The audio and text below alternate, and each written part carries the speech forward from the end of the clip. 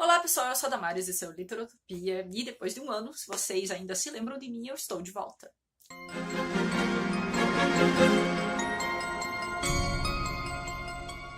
E, pessoal, depois de um ano, eu estou de volta, depois desse um ano que eu fiquei em uma caverna.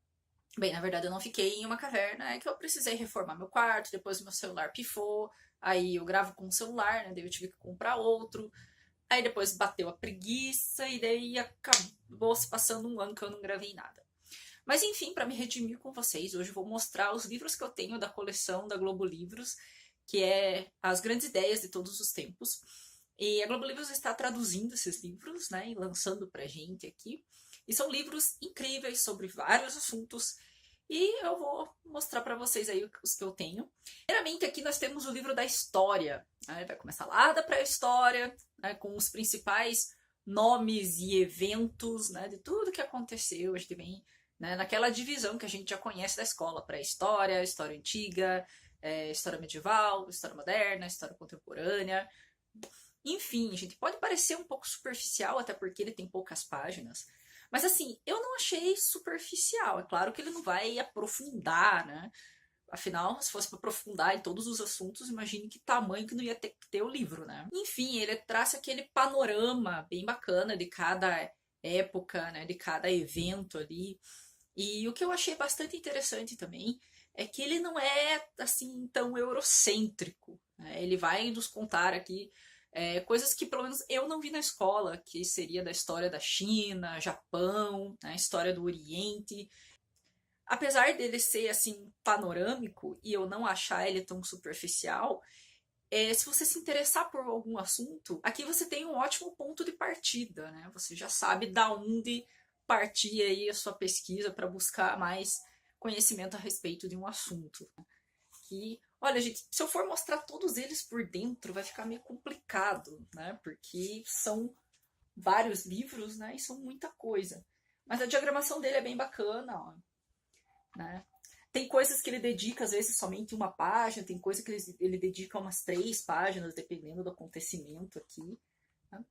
Mas ele te dá ali a chave para abrir outras portas. O próximo é o das religiões, o livro das religiões também é muito bacana. Enfim, aqui a gente vai ter não só as principais religiões que a gente já conhece, né, que é cristianismo, judaísmo, islamismo, budismo, mas a gente vai ter também religiões menores, né, e religiões lá dos primórdios da história da humanidade, aquelas religiões tribais, né? O budismo, que ela ganha vários adeptos, né? Vem ganhando vários adeptos ao longo dos tempos, porque ela não cultua assim nenhum deus, nenhuma divindade em específico, né?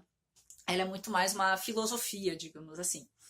E diferente do cristianismo, do judaísmo, né, que pregam ali que você tem que sofrer aqui para, né, você vai ser recompensado com um paraíso depois.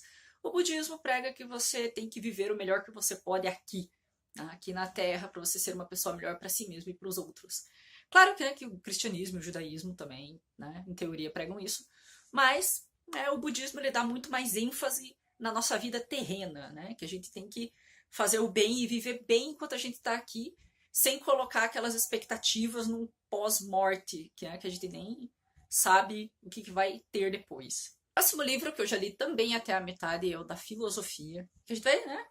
Tem lá o Tales de Mileto, lá na Grécia Antiga, a gente vai ter também ali os filósofos gregos, né? Platão, Aristóteles e Sócrates. Eu sei que a ordem está errada, né? Mas enfim, eu nunca consigo guardar os nomes de filósofos e quem disse o quê. E aqui também é interessante porque vai trazer muitos outros filósofos, né, que a gente também não tem muito conhecimento, né? A gente está muito ali nessa dos filósofos gregos, mas também tem filósofos da China, Japão, também os filósofos muçulmanos que na Idade Média, né, eles contribuíram pra caramba com as traduções dos filósofos gregos. Foi considerado ali, né, durante a Idade Média, o século de ouro do islamismo, porque ele foi se expandindo, né, tomou ali a Península Ibérica, que compreende Portugal e Espanha, né? Depois teve as cruzadas para tirar os caras de lá, né? O livro da história, quanto das religiões, quanto da filosofia, vão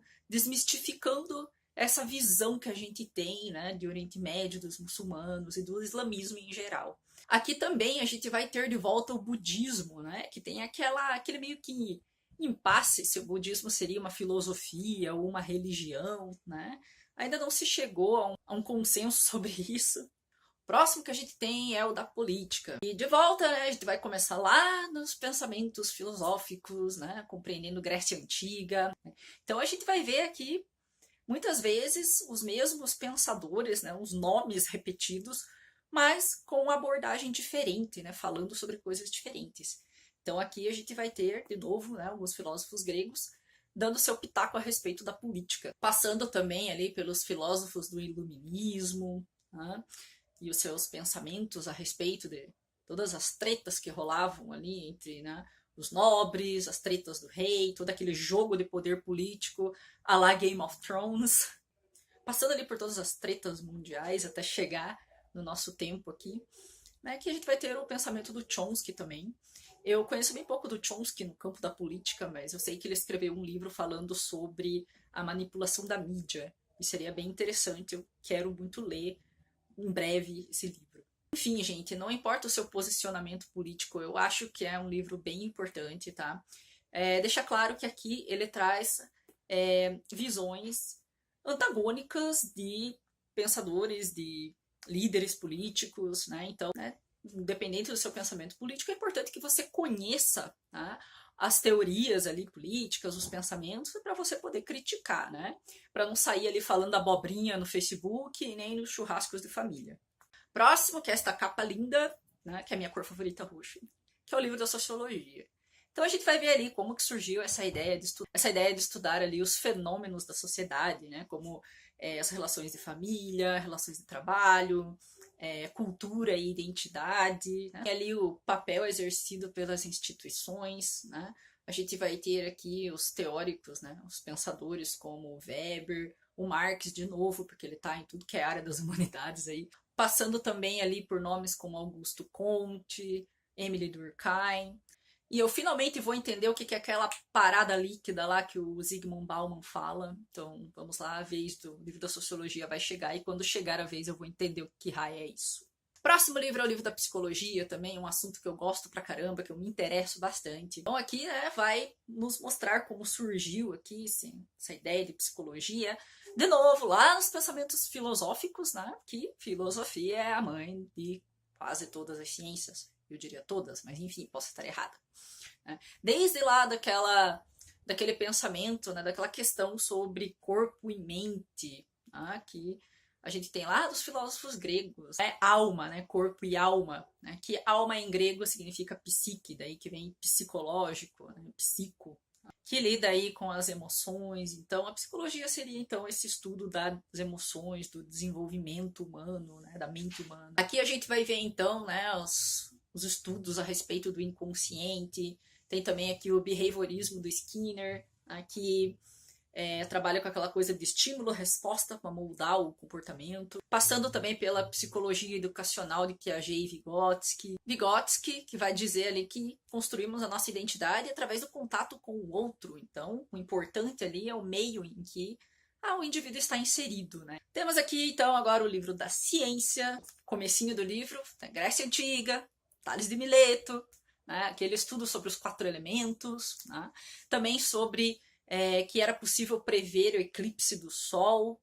Né? Então, a ciência vem surgindo aí, né, através da astronomia, observação dos astros. Temos lá também o Pitágoras, né, com seus cálculos matemáticos. Lá no Renascimento a gente vai ter, né, as ideias de Copérnico e Galileu, né, o Isaac Newton descobrindo a gravidade, até chegar à nossa época contemporânea aí, né, com a bomba atômica e, mais recentemente, Stephen Hawking com os seus buracos negros. Por último, mas não menos importante, eu acho até que é o mais importante para o nosso canal, é o livro da literatura. Olha o tamanho, gente, nossa. É que assim, a gente teve uma treta aí, que a princípio os livros eram desse tamanho, eles eram grandes. Tá? É que esse aqui foi um dos últimos que eu adquiri. Tá? E o pessoal estranhou, né? Na verdade estranhou não, ficou pistola, né? Porque os livros todos eram assim. E aí começaram a vir deste tamanho, né? E tem bastante reclamação ali nos comentários, né, das livrarias online sobre essa questão, né, que eu também acho uma sacanagem das grandes, né? Imagine, a gente, né, que gosta de colecionar, gosta de ter um negócio bonitinho na estante, daí fica esse troço destoando, é complicado, né? Falando do livro da literatura, que é o que interessa pra gente aqui, né? Eu estou pensando a gente fazer um diário de leitura, né, do livro da literatura, mas não exatamente lendo os livros que ele menciona, mas sim, como eu falei para vocês, né, todos os livros estão divididos em mais ou menos 7 partes, né, e eu gostaria de fazer um diário de leitura de cada uma dessas partes com vocês. Né? Começa aqui no Heróis e Lendas, né, ele vai falar então ali lá da Grécia Antiga, dos heróis da Guerra de Troia, teatro grego, também das Mil e Uma Noites, também a epopeia de Gilgamesh, que é lá da Era do Bronze, né? 1200 a.C., tipo, tempo que o arco-íris era preto e branco. Também vai falar de lendas arturianas, ali na Idade Média, até chegar à nossa contemporaneidade aqui com Ítalo Calvino, Saramago. Eu vi ali, tem até umas menções honrosas a Tolkien, C.S. Lewis, né, no que diz respeito à fantasia. Então é um livro que ele vai trazer ali todos os gêneros, né? Não importa se é cânone ou não, mas se teve um impacto de certa forma, ele vai estar pelo menos mencionado aqui.